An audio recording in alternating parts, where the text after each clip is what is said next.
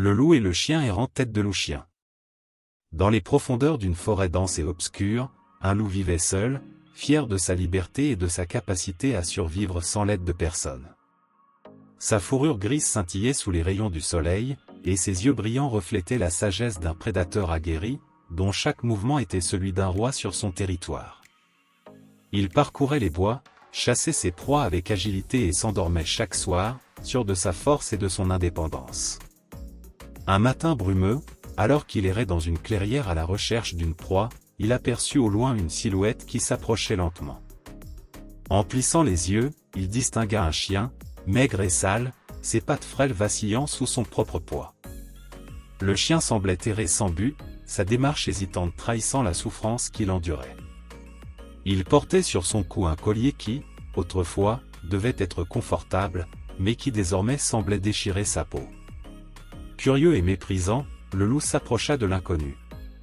Il ne comprenait pas comment un chien, dont la nature aurait dû lui apporter une place parmi les humains, en soit réduit à un état aussi pitoyable. « Eh bien, qui voilà ?» grogna le loup avec un sourire narquois. Un chien perdu, visiblement bien loin de son maître. « Que fais-tu ici, toi qui as l'air de ne rien savoir de la véritable liberté ?» Le chien leva la tête, ses yeux fatigués se posant sur le loup. Il n'avait ni la force ni la volonté de se défendre. Il répondit d'une voix faible, presque tremblante, « Je suis un chien errant, je cherche juste un peu de réconfort et de nourriture. Je n'ai plus de maître, plus de foyer. Mais au moins, je n'ai pas à vivre dans la peur constante de mourir seul et abandonné. » Le loup éclata de rire. « Tu parles de réconfort, de nourriture et de compagnie comme si c'était ce qu'il y a de plus important dans la vie. Moi, je n'ai jamais eu besoin de qui que ce soit. Chaque jour est une victoire. La solitude est ma compagne et l'indépendance ma loi. Je ne suis pas comme toi, un chien qui se vautre dans la misère. Je suis un loup, libre et fier. » Le chien baissa la tête, mais il comprit. Il avait bien vu que le loup était puissant et confiant, tandis qu'il était faible et épuisé. Pourtant, il ne put s'empêcher de ressentir un brin de compassion pour ce prédateur. « Je suis peut-être un chien errant, mais je sais que la compagnie d'un autre être vivant peut adoucir la souffrance. Ne sois pas trop fier, mon ami. La solitude peut être cruelle. » Le loup secoua la tête, moqueur. « Je n'ai pas besoin de compagnie. Je me nourris de ma propre force et de ma propre volonté. Si un jour tu en as assez de ta misère, viens me voir et tu verras ce que c'est que d'être véritablement libre. » Puis le loup s'éloigna, ses pas légers et sûrs, tandis que le chien errant se traînait derrière lui, empli de doutes. Il savait qu'il n'avait pas la même vie que le loup, mais il se demandait parfois si cet isolement en valait vraiment la peine. Après tout, même les plus solitaires ont besoin de quelqu'un à leur côté. Les jours passèrent, et le loup continua à arpenter la forêt, insouciant des dangers qui se cachaient dans l'ombre. Mais un jour, alors qu'il chassait un cerf, il se retrouva soudainement pris au piège. Des filets robustes se tendirent autour de ses pattes avant qu'il n'ait pu réagir, et une douleur intense envahit son corps. Il se débattit, mais rien n'y fit. Les chasseurs étaient proches, et la fuite semblait impossible. Dans la panique de la situation, le loup réalisa avec horreur qu'il n'avait personne pour l'aider.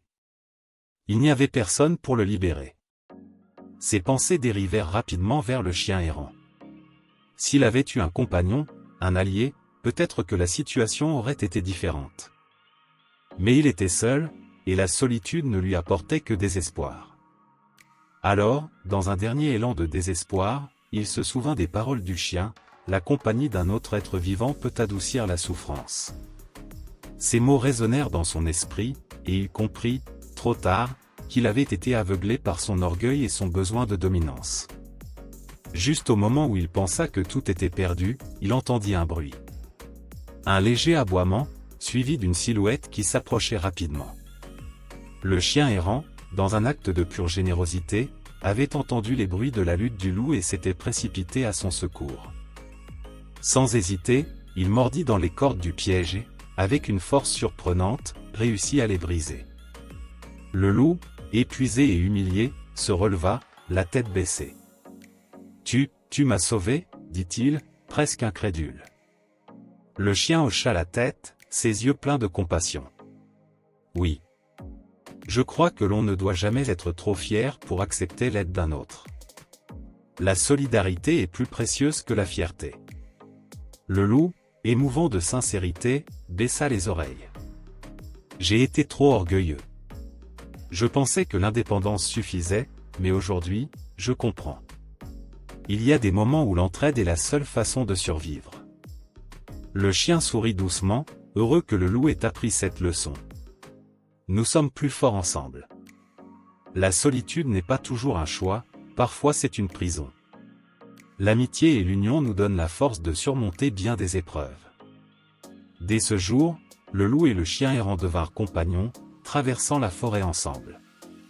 Le loup avait appris que l'orgueil et l'isolement ne valent pas toujours la solidarité et l'amitié.